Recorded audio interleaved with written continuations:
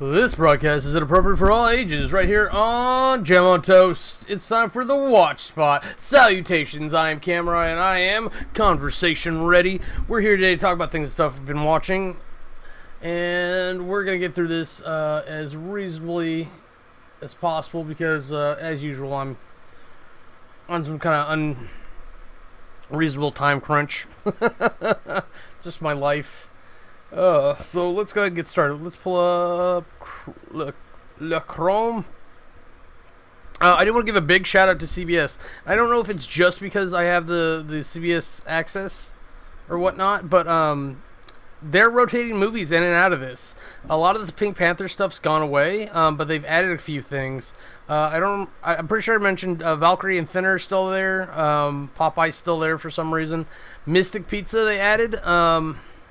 It's an old Julia Roberts movie. It did pretty good at the time. I can't really remember anything to say about it, unfortunately.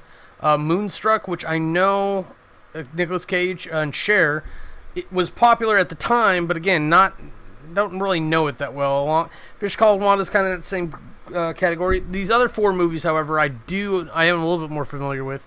Capote is probably the one I'm least familiar with. But it's Philip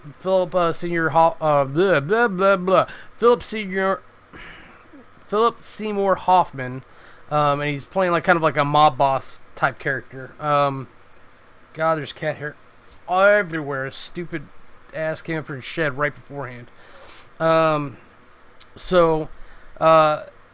at the Gates. It's this one. It's God damn, I cannot find a way to talk about this movie and make it sound exciting. It's two snipers, and if you know anything about sniping, like being a sniper, it's not that exciting. It's a lot of waiting, ambush tactics. You hide, you sit somewhere, and you are very fucking still for extended periods of time until an opportunity arises. And then when the other person makes the mistake of letting themselves be known without killing you, you kill them. But I think the two snipers in this are Jude Law and I think it's Ed Harris, maybe Joseph Fiennes. I don't recognize the other actor offhand. But Bob Hoskins and Ed Harris are in here. So it's got to be Joseph Fiennes, because Ed Harris I recognize, and then Rachel Weisz, which I do not remember her being in this movie. It is what it is. She's a great actress, so it's not like there's anything wrong with adding her in. And then the legend of Bagger Vance, Will Smith, Matt Damon, Charlize Theron. I think it's all, if I remember it correctly, it's about a black guy being able to play golf. Of all stupid fucking things. I don't know why it's so praised to be exclusive with that. I think it's just the amount of real estate the stupid game takes up. We can go to Putt-Putt, have a better time, trust me. Bulletproof Monk, I did watch this. The rest of the stuff wasn't up last time I came to watch. But I did take some time to watch Bulletproof Monk. Sean William Scott, Chow Yun-Fat. Great chemistry between the two. Never would have guessed that. The lady there, too, God. And we're going to look her up, because I legitimately feel bad. Why did you now not start? Man, it's because I had it up for too long.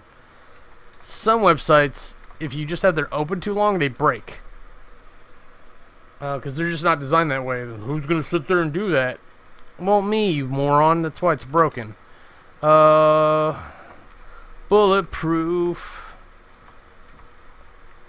Well, okay, so every, single layer of not being able to get to it just makes me want to get to it more, because that's so frustrating that I can't just type it in. Jamie King. Now, she actually runs some comedy stuff these days. She had a mini-series out there for quite a bit, centered on her comedy troupe. And I checked it out, and it was pretty good, but it was like YouTube video web series type quality.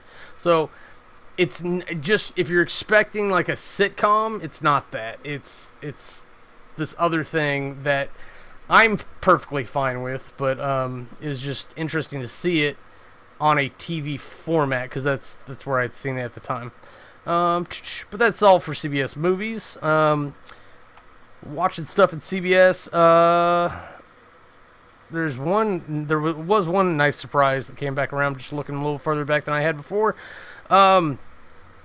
Kevin can wait. So it's reached an interesting point in the show where they thought this big thing in their life was going to go away with all the change, with the wife, mom dying, everything happening. They're just aching for something familiar so that they can remember like their life when it was good, instead of kind of appreciating it and moving forward and making today good. They're focusing a little bit more than they should on yesterday. Yes, remember the past, but think towards the future too, and don't forget to appreciate today. You know, but it's a big thing, and when Enzo's is such a big part of their life, they had to do it. So they pulled out the stops. And they now own Enzo's, one way or the other, however you want to call it. So the show's changed so much, because it started as like the dysfunctional family comedy type thing, and then like killing off the wife. I still don't know what the deal with that was. Bringing in Vanessa, starting the security company, and that never really went anywhere plot wise.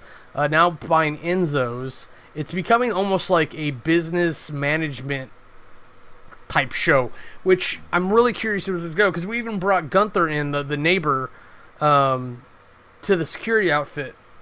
So who knows? Jeez. So it's gonna be real interesting to see where this plot goes. And the show's funny enough. Like they leaned a little bit hard on a whack-a-mole joke of all things. And then they made him look like an idiot when he was playing it, because he was not playing that right at all. Like he wasn't even hitting the little mole things half the time. And it's just one of those things where it's like you put all this effort into making this show, and into making yourself the star, and putting your name in the title. You at least make sure like you come out looking good on top. And probably the attitude was like, that's not the point of it. That's not the joke. But if the joke is I'm petting this dog that doesn't want me to pet it, if I'm petting the tree next to the dog, it ruins the joke. So that's my 2 cents on that. Man with the Plan was interesting. I really thought we were getting to a point where we're about to kill off Dad, because most of the episode is centered around Dad trying to buy a car with this system that he has with his kids, instead of like doing it super dramatic, like they kind of made it funny. Like they made him a funny, grumpy guy about it. He's like in buying the car, they tell him like it's gonna last you X number of years. He's like, this is gonna be my last car. I don't wanna. It's not how he talks at all. He's much more like this. But I don't know why I did a dog voice. So like he's panicking about being old and dying and facing mortality. So it's funny that like it started as a dysfunctional family, kind of centered around not Matt Damon. Jesus Christ, what's Joey's real name? Matt LeBlanc. His family, and then they brought in all these other characters to try to kind of spice it up, because I guess it wasn't taking on. But when they finally brought in all these other characters, there was an adult family dynamic that formed, and that seems to be the focus of the show now. So. But to be fair, there was a lot of these fucking weird little family comedy shows like around. Like the market's saturated. I don't mind, because I like these shows and I'll watch a dozen of them. But so I think they were trying to find some way to be different and get their ratings up, because they're still operating off the old network system, unless they're counting hits now. Kitty, what are you doing? Keep your face out of the spring. And Superior Donuts is continuing to flounder. We had a same kind of like mortality situation with Tush of all people. Like he was literally saying his goodbyes to everyone. Don't know what to do with that. Like it's like, okay, they're gonna kill off Tush, whatever. And then it turned into like an immigration episode. So it was really kind of throwaway to me. We're building collateral back up towards Franco and Sophia's relationship, even though Franco's in this relationship with this girl that we haven't seen in a few episodes, because, quite frankly, she's not that entertaining.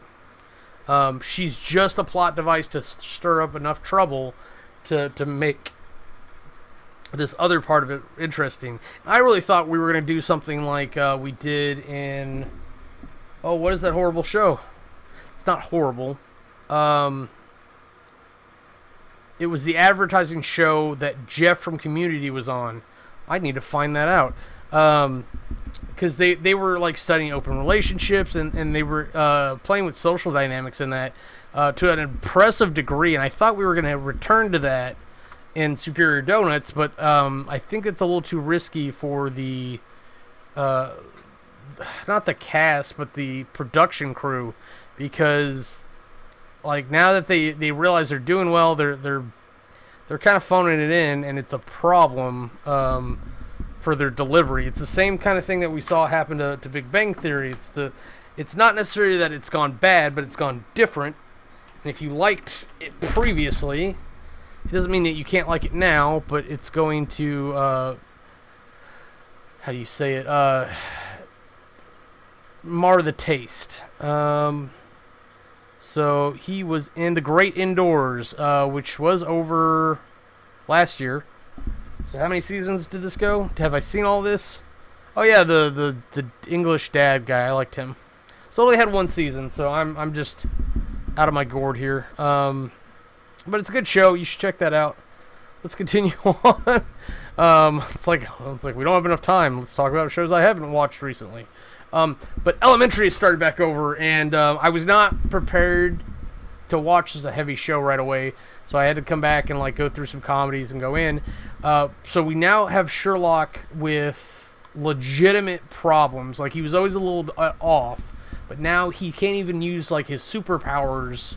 Let's call them that for the sake of it, because his other hindrances are actually interfering. He's getting like weird migraines, so he might have like a brain tumor. He had like the last season ended with him having hallucinations, like total like. I lost time, and he pretended to be someone else hallucinations. Like he attempted, or the other character he was delusioning, or illusioning, whatever you want to call it, tried to burn down the house. And then I think he like hurt himself trying to keep the house from burning down. What is this Code Black nonsense? I was in like season 3, so it's definitely not nonsense. I apologize for that. I should circle back and see what that is eventually. Maybe right now it's not the time for that, though. You think? What's this Instinct? Why is this on the shows I watch list? This we will look at right now. So he's one episode 1 pilot. It's a CIA show. Maybe I did try to watch this. Sorry, the guy, I actually recognize the guy in the front. Alan Cumming, probably. He was... If you watch Josie and the Pussycats, he was the record studio exec that was helping Parker Posey brainwash people. And they've got like 6 episodes. I could probably drop this off my thing. I don't think I'll be watching CIA stuff. Like, if I watch CIA stuff, I'm going to go watch Homeland, or I'm going to watch, what was that other one? Covert Affairs. And yeah, that was CIA. Hopefully these windows won't start playing video. I apologize. I'll get on that as soon as I can. But the show, unlike any other show that I can point out to you anyways, is The 100. With the recent Season 5 starting, I'm really excited about this. Very, very happy about it. Clark. Last episode was all Clark. I was like, I wander here, I wander there. And then we get people from space prison landing on the planet in the one green spot they can find, which is an odd thing, but it's a thing, and it's a rather big thing, so I didn't really expect us to go back to the bunkers. I figured we'd stay on the surface and deal with that for quite some time, but the show did the exact opposite. It was like, okay, we showed you some on the surface, now we're going to go underground, we're going to show you what's going on with them, show you that they're still alive, that everyone, like, who's returned for the season, essentially. So it was a nice little, like, establishing shot of one crew and the problems that they're facing, and they summed it up really nice all in one episode, because Octavia, as the de facto leader, because she killed more people than anyone else, essentially, she is having trouble leading, and like this episode is all about fixing that, and I think like the theme came down really well. I honestly don't like how it ends. I don't want to like spoil things, but I'm going to anyways because I want to talk about it. So there's your shot here. Give me a little bit. So it all comes down to you're either one crew or you're an enemy in one crew. And I think that's a beautiful theme, and it's everybody working together to make things last and survive, and that's how it should be. If like you're in a zombie apocalypse, there's two sides. There's the humans and there's the zombies, and you don't let the zombies win. You don't have to win. You don't have to lose, or you just have to make sure that they don't win. So however you make that happen, those are the sides. So if you start killing other humans, you're insane. You really lost your mind at that point. So that's kind of what this was centered on. And Jaha being killed was a silver lining on everything. Hopefully they don't manage to rescue him at the last second and bring him back. I'm tired of that character. They should have offed him after the City of Light nonsense, because he perpetuated that hard. And that was all his fault. Now, you could argue that he was brainwashed too, but like he believed, and I think that's why like he took up the role so readily. And he's a power-hungry monster too when it comes down to it. So what I don't like is that they fast-forwarded 6 years in there, and they show them still fighting and killing each other in this stupid arena.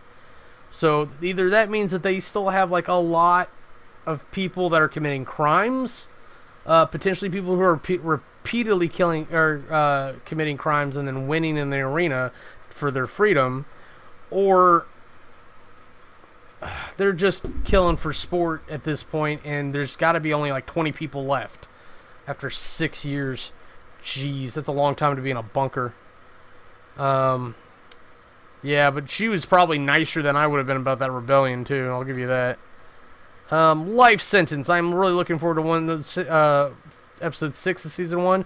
It's finally out, and I'm behind. No CW.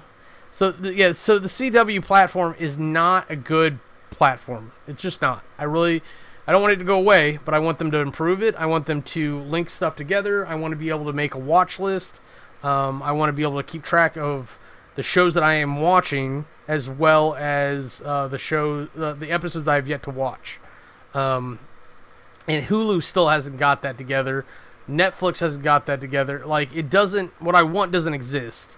But CW has a chance to get there first because they need to improve this. And they need a pay service where I can set up an account and I can pay for no commercials. Because I realize that I am actually not motivated to watch the CW as a channel because I have to commit time to the commercials that they put up. And I can watch other things and not do that, so I do that instead. My time's valuable to me. Mac Live More? Really? That's the pun we went with? Okay, so I remember when she was like all Elizabethan and crazy. And then she was... Oh yeah, the LARPing thing was... Oh, that's what it was. The LARPing thing. I remember it was before that. So last episode was all LARP, and she like had this character persona, and they had a guy who was pretending to be a zombie. So maybe he was bug chasing because he liked a girl or something. Like, I don't understand that concept. Like, it's like when we've well established that zombies are dangerous and zombieism is infectious. Why take that risk with it unless you want to be a zombie? And then that's another thing entirely. Sure, why not? If that's what you want to be a zombie, be a zombie. What you gonna do about it? Well, let me see what I can do about my stream health. Anyways, yeah, I gotta get caught up on Mac Live More. Like, I don't know how I missed that one because it would have been out last I checked, and I don't remember seeing it. So that's how I feel about that. Let's get through the CW here real quick. They finally got Gabriel on board, but like he's still a little coward. I remember them going through and trying to kill Loki and all the Norse idiots that were in his way with wooden swords, because that's how you do that sort of thing. So it's nice that he's on board finally, but like they really need him to help power Heaven badly, and we're really gonna come down to, I think,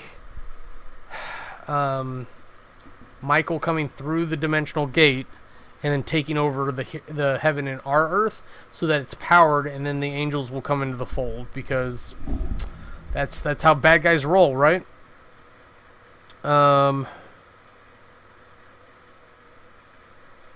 I wanted to say there was a gap on Supergirl. Oh, there was. There's a huge gap, but we filled it. I've got to figure out like whether I'm 1 episode or 2 episodes behind, but I do remember that we've got the Destroyer, whatever she's called, their friend. They've got their friend, and she's freaking out because she thinks she might be the Kryptonian supervillain and fighting Supergirl and whatnot. So I'm looking forward to seeing her kind of recognize that and fight that, and then like how they help her, because I thought they rescued at least one at this point, and then and then she looks dumb with the mask on anyway, so she needs to drop that nonsense.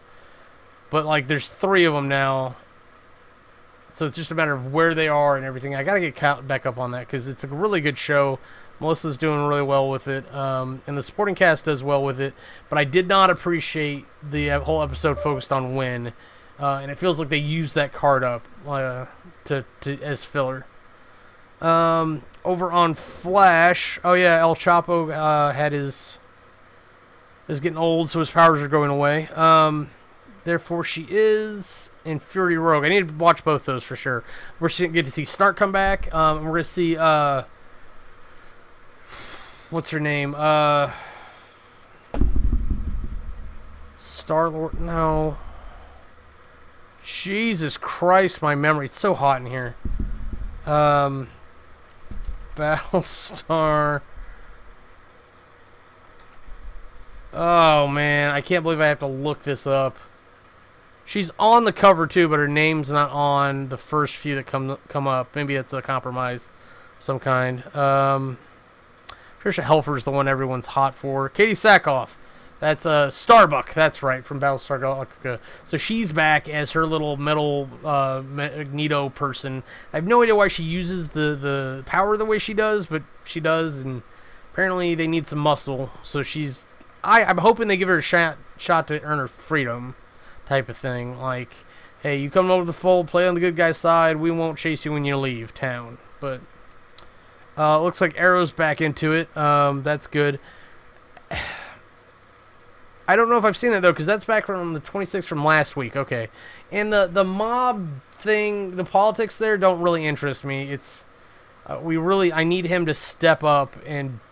Arrow, to kind of do arrowy stuff to keep that show interesting, because it's so dramatic, and he's so serious. He don't take this.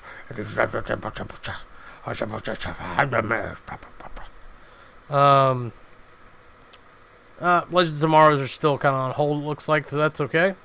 They didn't have the same break everyone else did, so that's fine. Oh, Black Lightning. I'm hoping I'm not too far behind, because I really need to go back and catch up. I think I've just enough time to catch up now with the last 5 episodes, or I'm on Sins of the Father, which is the 4th to last episode. So I still have a shot. Let's see. I don't think I have a shot on Riverdale at this point. I'm just being honest. Come on. Let me pause you. Thank you. The Noose Titans. I have no idea if I've seen that. Night to Remember. So they may have taken a pause too. So that's... I think Black Lightning and Riverdale both took a pause at some point. So I've got a chance to actually catch up. But damn, is that heavy? Like, I'm sorry. I like Black Lightning, but it's not exactly a funny, uplifting show. It's funny, but then it drops serious again. Who's that girl? Valentine. What the fuck? What show is that?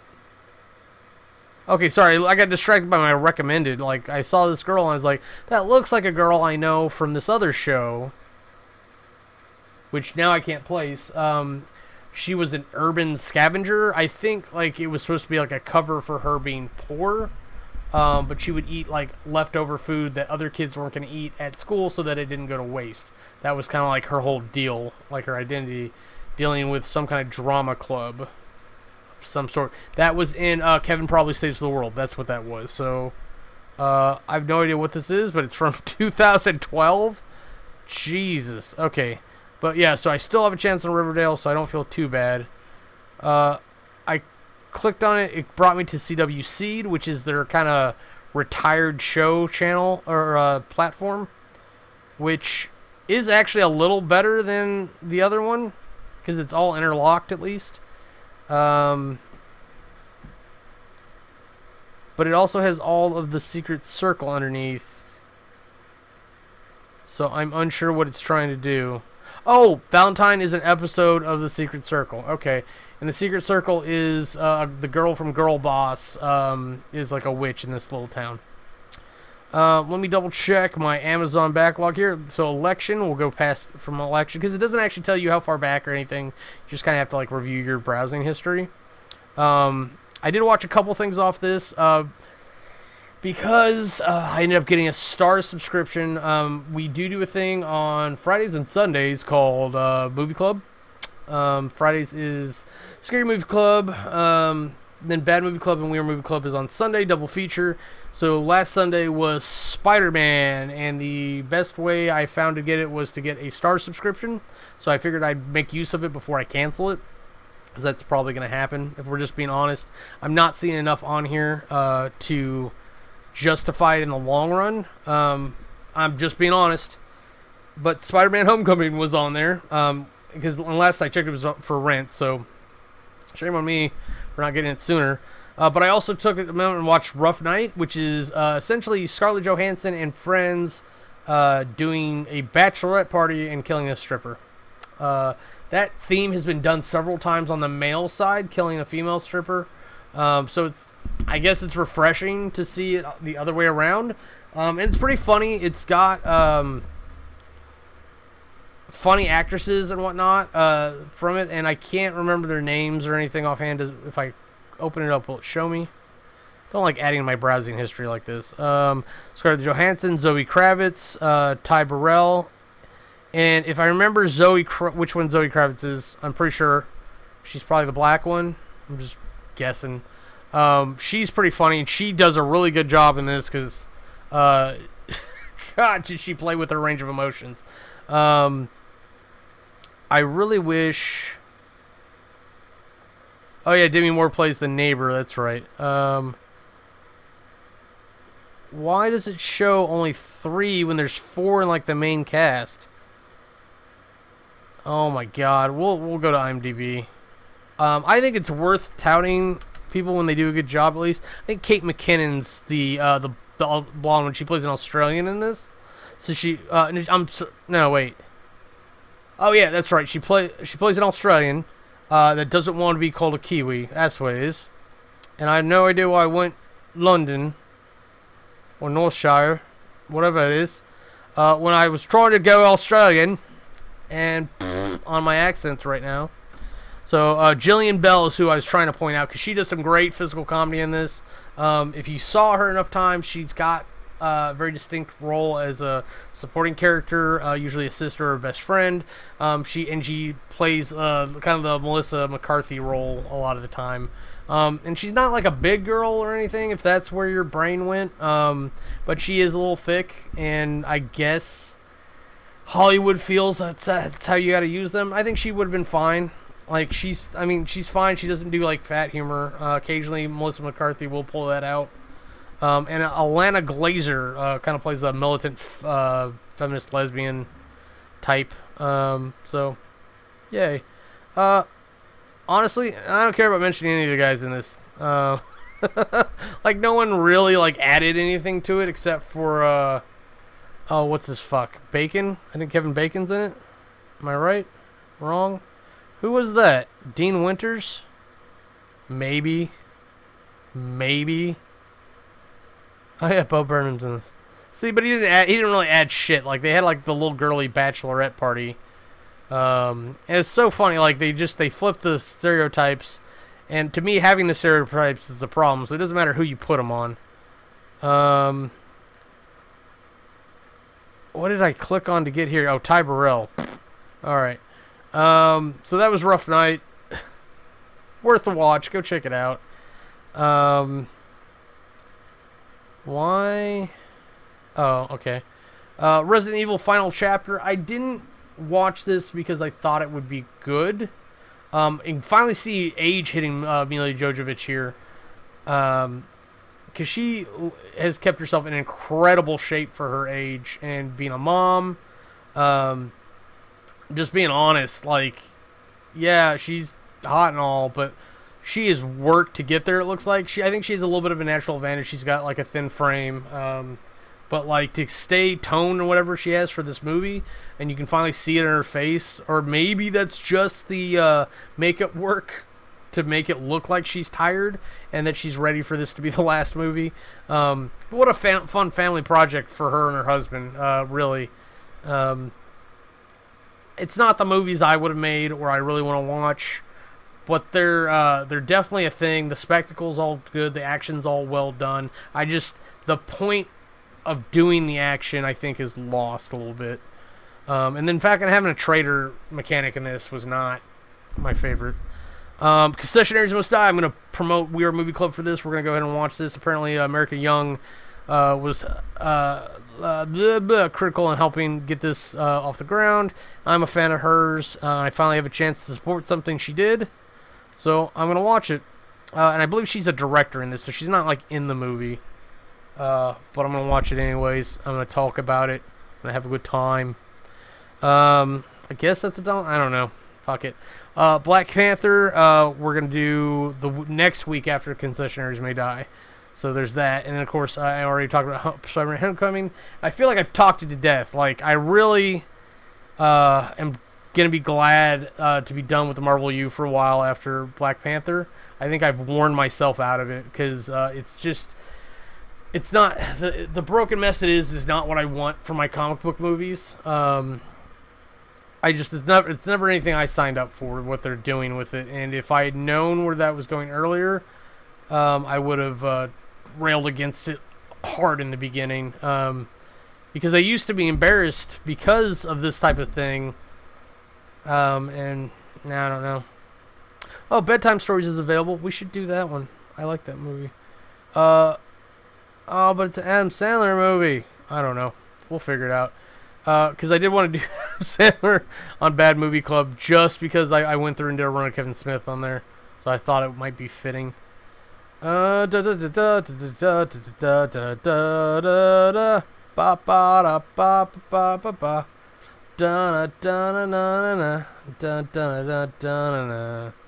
last week was the 26th. In theory. If I haven't talked about Seeking a Friend for the End of the World, I typically tout that as a movie with a perfect ending. You really can't fix that ending at all. It is exactly how it needs to be. I loves it. I'm not talking about that movie again. I think I started over on Violet Evergarden. Or was this it wasn't the first time, was it? Oh my god, I feel like a crazy person. Did I... Or did I not? Oh, okay. So, yeah. So, I went back and I started from episode 7, it looks like. Because I tried 1, I tried 5, and then I found a stroll. And apparently, I fell asleep somewhere before 13. So, I've got to give it another go. But the last I checked it, I remember checking in on it, where she finally realized that the Major was more than likely dead. Because everyone else thinks he is. And so, she kind of... Her purpose for being alive is removed. And now it's kind of about her doing her job and moving forward, and creating her own identity as a person. So I do want to go back and kind of see how they wrap that up and what kind of future they launched her towards. Because there's no way you wrap up that story in 13 episodes without killing her. So it's just kind of a story about her moving to a new path, if you will. And there are 2 movies here I don't recognize. And then one I do, and I'll talk about for just a little bit. Yeah, it's me. Open up the thing. Oh, okay. Okay, so both these were actually pretty good. I don't know which one to talk about first. Adam Sandler, The Week Of. So it's all about his daughter marrying Chris Rock's son, and the 2 families come together, and then it's... culturally, or whatever you want to call it, it's a black family coming together with a Jewish family and a mixing of cultures, and they really ride hard on the stereotypes of, like, but what would they do in real life? You know, like if you had a Jewish family marrying anybody, and like they'd want to take control of the wedding, they'd want to be responsible, they'd want to be able to meet their unnamed obligations, regardless of how much the other side is offering to help. So there's like that pride issue there. There's so many little factors that go on that wouldn't have anything to do with culture or race or anything. But I feel like it's because it's his one black friend, he's got to do it like that way. Or maybe Chris Rock put in input and wanted it that way. I don't know. Like, I don't have any of the backstory on Happy Madison, like, on what they do with things. I just know that Adam Sandler managed to make a movie company, to make movies with his friends, very much like Kevin Smith did, because a lot of his friends were people in the comedy type scene that would like to make movies. So it's a thing they get to do with them with each other. And this probably came out of a conversation, be like, Chris, I love talking to you, I just haven't made movies with you in a while. He's like, man, we should do that. And Chris is much more animated when he talks, and I can't do his mouth, but he's got that nice smile and everything, and he's fucking funny. If you really must know. So it's kind of cool to see them, and they both go through like this nice identity finding thing as they're giving away their kids who have identified themselves enough to identify that they want to put that self with the other. So it was really a really cool little movie. I liked Candy Jar a little bit more, I'm going to be honest. I would recommend Week of over Candy Jar for other people. I just happen to enjoy Candy Jar more. So it's all about, weirdly enough, like, I don't know, the race doesn't matter in this. It is a biracial romance again. It was weird. I don't know. Maybe like because they both showed up on my recommendations like next to each other. So I'm wondering if like Netflix saw something I didn't see, or if there's a trend happening out there. But it's about two like Type A students that are in like debate, and they're all about doing these things this way, the best way, the most efficient way to try to get as far and best as they can. But neither one of them makes it into college, so they kind of go through this life affirmation phase where they have to work together because there is nobody, or they disqualified themselves from their parents disqualified them from a competition, so the only way they could get through was by doing doubles, and so even though they've been lifelong rivals, they decide to put their differences aside and work together and realize that they're really not that far apart. I'm sure that's a trope all to itself. It's nothing new or crazy, but I was real happy to see Christina Hendricks in it, as I'm always happy to see her because I love her. And then I wanted to say her real name because her nomenclature off Orange and the New Black is not flattering, but until I get there, Crazy Eyes. And she is a phenomenal actress in that. She is all over the place. And I'm going to find her real name because she deserves to be talked about when the time is appropriate, and this is that time, so I don't want to miss the opportunity.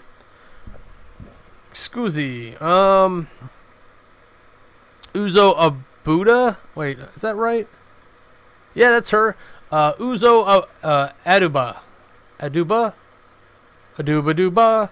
Uzo Aduba. I'm not trying to make fun of her name, it's just I'm not used to seeing those letters in that combination. And Uzo is a cool fucking first name, so it kind of steals the show from her last name. Let's just be honest.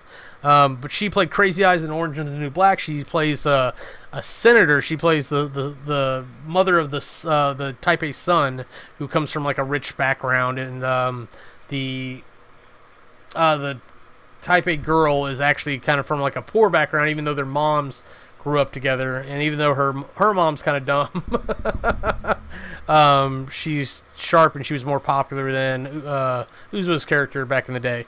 Yoga hosers! I'm gonna talk like this just for a minute, eh? This is such a great little movie. I can't highly recommend it to everyone because it's not everyone's bit of Tim Hortons there. But if you do decide to watch it, you're gonna notice that it's gonna feel a lot like Scott Pilgrim, eh? And you're going to notice it's a lot of Kevin Smith. In fact, it's his daughter in the movie along with Johnny Depp's. And then they're both in the movie too. Johnny Depp plays the private detective from the first movie, which is Tusk. So this is actually the second movie in the Canadian trilogy. And then Kevin Smith actually plays the little Bratzies. The little the Rena babies. So so they're the ones terrorizing Canada, eh? And I lost the accent when I went German. Fuck. So that's what this is all about, is that the little wiener baby things terrorizing Winnipeg, I think, of all things. And no, because the Winnipeg Walrus was north or something. It's Manitoba, at least. I know that much. But the Collins find themselves wrapped up in are connected to another series of murders, like 2 of 2 in Canada, because it's the Great White North, eh? Always red and white, but never blue. So that's the end of that accent, because I'm consistent. I'll get better one day. Okay, so let's go into Hulu. Now, I also signed up for, like, the $5 a month HBO for Hulu for helping them test out Hulu Beta. Oh, my history is not even in Hulu Beta. It's actually in Hulu, the first Hulu. Or the main Hulu. So I don't even know if the HBO stuff will show up. We'll find out. I don't know if you know this about me. I like anime, but I'm extremely picky about what I waste my time on. To the point as well that I don't like reading my shows. So I typically don't watch foreign stuff. Not that like I dislike other cultures, or finding out new things, or taking the time to watch a movie, but if I'm going to do that, I very typically don't like to read it anyways, because it's awkward. But I did go through a long phase of dedicatedly watching subtitle anime, so I can do it, and I found ways to make it better. Typically don't focus on the text, you just watch the whole thing and then absorb it as it's going on. You can figure out a lot of what's going on just through context. And then you can fill in the gaps, as it were.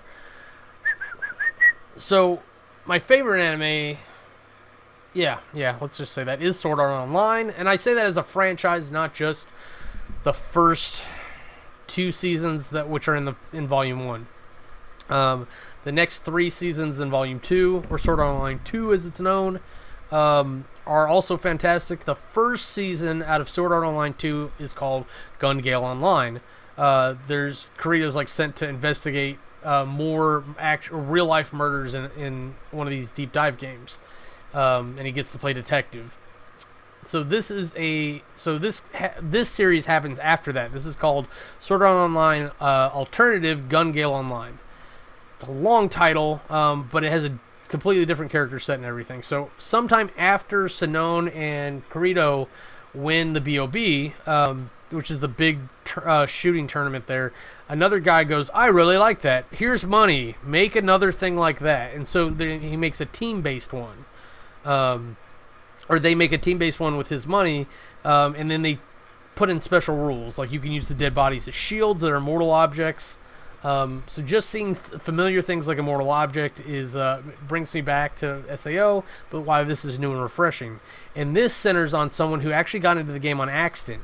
All she was doing was trying to find a way to be small because she's in Japan and she's like 6 foot tall. So that means she's about 2 feet above everyone else, and she has a complex about it.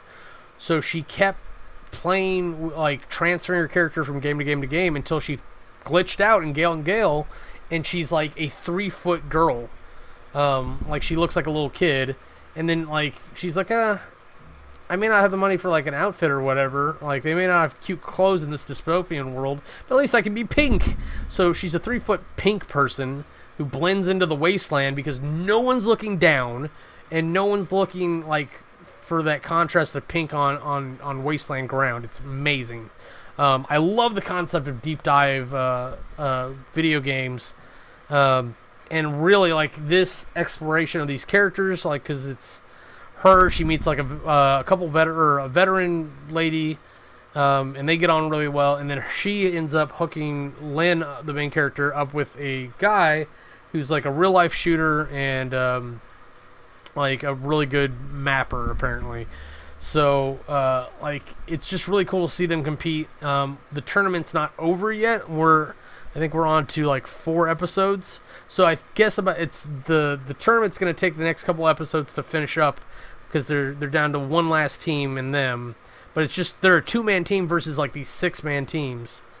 So it's really interesting to see if they're actually going to win this or not.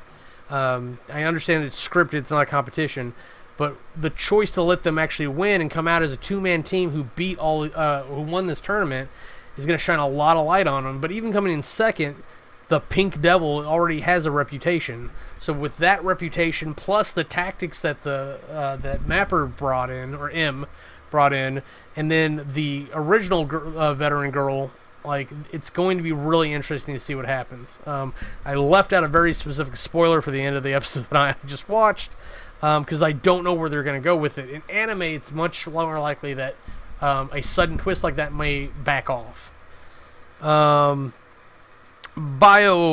Bio. I don't know what to do with this show. It's super entertaining, like, for like all the bad reasons. It's not a great show. I love Heather.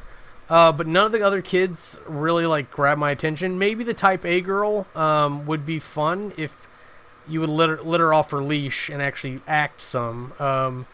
The big black guy, maybe in the same boat. They actually let the Prince of Darkness off the leash recently, and he did okay. He did a lot better than I thought he would have. But I'd love to see an episode or a show like this that's focused on the kids, or just do the same show but from the kids' perspective, where he's a nightmare teacher. Because fuck him, he's such an unredeemable character, despite him continuously having redeeming moments. But he immediately resets to just awful. Like, the last couple episodes were all about like him fucking with his rival. They had the Prince of Darkness pretend to be the guy's kid, and then they broke it to him that he wasn't his kid. Just to hurt him, and then he ran out and like apologized to him. He was like, hey, I'm so sorry, this is that, and he's like, oh, it's because you're jealous of me, I understand, I'm so sorry. And then the guy offered him his old job at the university, so like he has a one-way ticket out of Toledo now. Will he take it? That's where we left off, and it's just like, really, is this town that bad? Like, because they don't focus on that. It's like they just focus on him being an ass all the time. So, I don't know, I'd like to see it go a little bit different way.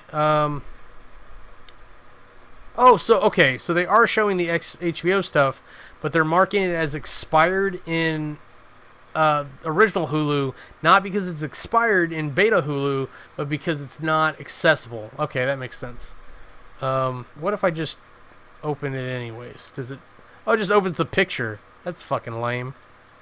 Can I do that? Can I click on the link? What happens if I click on the link? It takes me to hulu.com/HBO. Oh, there's the farmer's daughter from that. Okay, so it takes me to a page that would launch beta. So that's interesting. It's an interesting way to do it, but whatever. Superstore. Oh my god. So, like, for the longest time, like, I wanted America Ferrera to get her way because I like that character. And even though, I'm going to call him Justin because I don't remember his fucking name. Even though he's kind of a prat, like, I was like, that's what she wants, let her have it.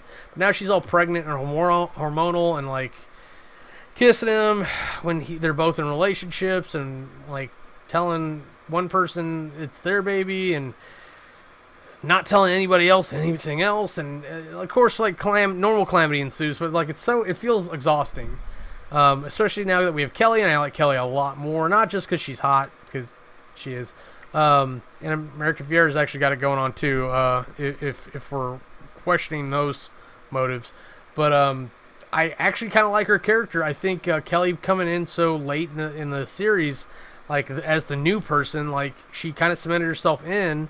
But then she got in with Joel or Justin, whatever his name is.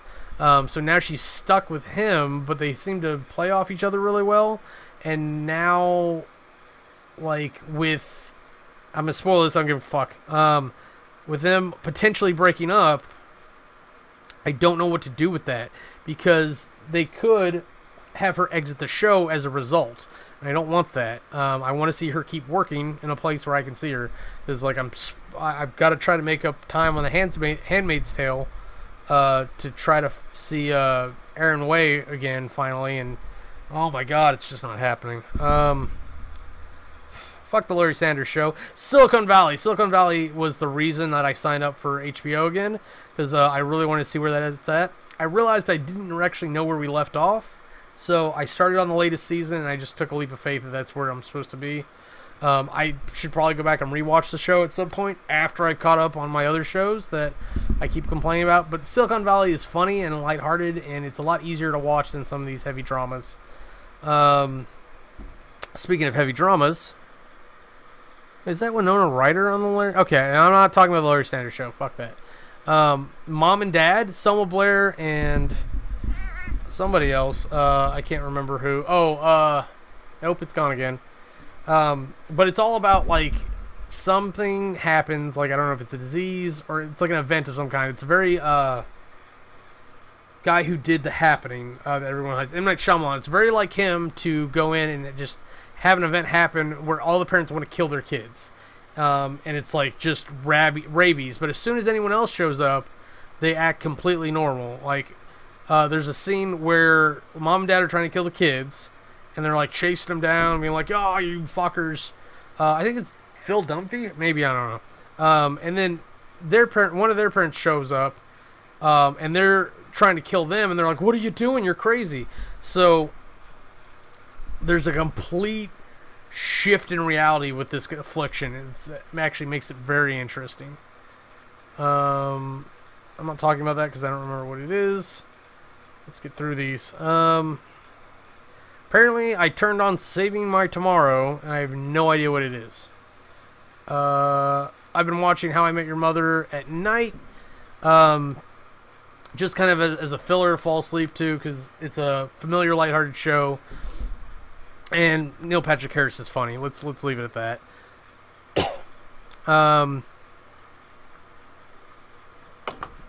Let's see. Westworld. Really an amazing show with an amazing concept. And compared to the first season, I think the second season starts really weak, but it has a more interesting potential. So it's gonna be to me it's a slow burner. It starts slow on purpose so that it can build up and get you back to those height crescendos that we had in the first season. Even though it kind of starts with a war going on, so it's gonna build and build and build, and then we're gonna see what happens. Plus, in the meantime, they're kind of filling us up with story, which is fine. I'm perfectly okay with that because the world is so interesting that knowing how we got to this point, to me, is important. I'd love to go back and watch a recut version of this where, like, it's in chronological order so we can see the beats happen, and then all of a sudden it's just all this crazy stuff without the back and forth pacing. My ears just popped, so I apologize if I start talking funny. Mystery Team, Don Glover. Oh, Don Glover. Not Don Glover, like his Twitter handle, but Don Glover. He's a funny dude. Aubrey Plaza is in this too. Unfortunately, Don Glover's little teammates there don't bring a whole lot to the movie, but they act like they're still 10 and solve kid mysteries for a dime apiece. And so they get upgraded to solving the murder of this little girl's parents and getting this ring back, which they actually do, but to great problems. And they act like they're retarded man children, but two of them actually get into college, while the other one doesn't try. So yeah, like, that's kind of like the caliber of person we're dealing with. But there are some funny jokes going around and are in this movie, and just bizarro situational humor to the nth degree. Just watching the three of them want chocolate milk is it's pretty funny, and it just goes up from there. Of course, Rick and Morty make the return all around everything I'm doing. What? Oh, yeah, look who's purging now. That's what that is. What is that? I don't even want to know. Sorry, the thumbnail was throwing me because it looks like a hologram, but it's like somebody getting electrocuted, so it's their skeleton popping out while they're holding a pickaxe. I started watching Aliens vs. Zombies, but I think the quality was just bad, so I left. I did finally start watching The Handmaid's Tale. I don't know why I didn't go back and start watching Black Lightning or Riverdale. But I think because some people, certain actresses and whatnot that I follow, like on Twitter, have started talking about it. And quite honestly, like, I want to see what the story is with The Handmaid's Tale. But it's a weird show. It really is. I can't figure out if there's like still a normal world left, or if like there's just renegade outposts and then the society that has the handmaids. But I had to step out of it. I got to see a few episodes, and then I stepped out of it just because I needed something that wasn't so heavy. So more How I Met Your Mother. And plus, I think if I fell asleep during The Handmaid's Tale, I'd never recover on the story, and I barely have a grip as it is. So let's see. There's one page. There's another page. That's why I'm not worried about like going over on the time, because most of what's left is How I Met Your Mother. Oh my god! So Family Guy, they're on their death spiral. They're desperately reaching for like one-off jokes that they can do for a whole episode, and doing it like they switched body. They did a switching body episode, like whatever. And the punchline was that Brian got to use Peter's body to bang Lois. I'm like, great, okay. Moving on. Bob having a birthday on Bob's Burgers, a tiny event, not a great one, but it's something. What was the other thing? Oh, Last Man on Earth. Oh my god. So there's a whole thing about Mike wanting to find other people so that he could find someone to pair up with, and finally like have someone else in his life. And at the same time, like, Todd discovers that the house is full of dead bodies, weapons, cocaine, and money, because obviously it was a drug cartel house. And they just never realized that until now. So, like, while Tandy and Mike are out on their trip looking for the blob, the heat signature, they find some goats. So they steal a couple goats. They load up on some fruit and stuff on the way back. Because they found like a whole orchard. It's amazing that like all that's there. But they go to the spot where the blob was, and they're like, we'll just wait here a minute and see what happens. They finally give up, and as they're leaving, people come out of the ground, like there's a hidden hatch where they were, and like start walking after the van that they're driving. So the move is either going to save them, or it's going to trap them somehow. And thinking that they were like the last 10 people on Earth, and finding like a whole society that was waiting underground. I don't know what's going to happen. Like the most interesting scenario would be that everyone down there has some kind of disease and they are zombies of some kind. That would be like my weird go-to for the show, because it has weird go-tos all over it. Let's see, more Rick and Morty, more How I Met Your Mother. I mentioned that the Hulu thing is not good. So because the early access beta thing's at the top, it pushes the navigation bars down, and then it means you can't use the next page ones at the top of the screen. So that's the type of poor planning we're working with here. Yeah, more Westworld and whatnot. A couple of these I started watching and then I immediately turned off, so I've got to go back and figure out which ones they are. I think like American Housewife was one. Splitting Up Together. No, we watched that today. That's right. Still a really good show. Surprised to see that guy still working. And the lady is one that like I know I recognize from something, but I can't place her ever. It's just I'm gonna live like that. But it's another dysfunctional family show with the twist of them actually getting divorced, but still living in the same house situation. Like the off parent, like they take turns every week. It's really an interesting concept in general. Being the on parent, and then the off parent lives in the garage or the guest house that is full of house centipedes, apparently. Alright, that's pretty much all I got then. I'm gonna go get a hold of Frank maybe. But until you see me next time, watch some stuff. Let me know what you're watching. Hit me up at Kamurai25 on the Twitters. Let's have some fun conversation about what's what. Until you see me next time, have a nice day. You want to see anything else we're up to, go ahead and click the annotations, and they'll take you to other channels. Thanks for watching.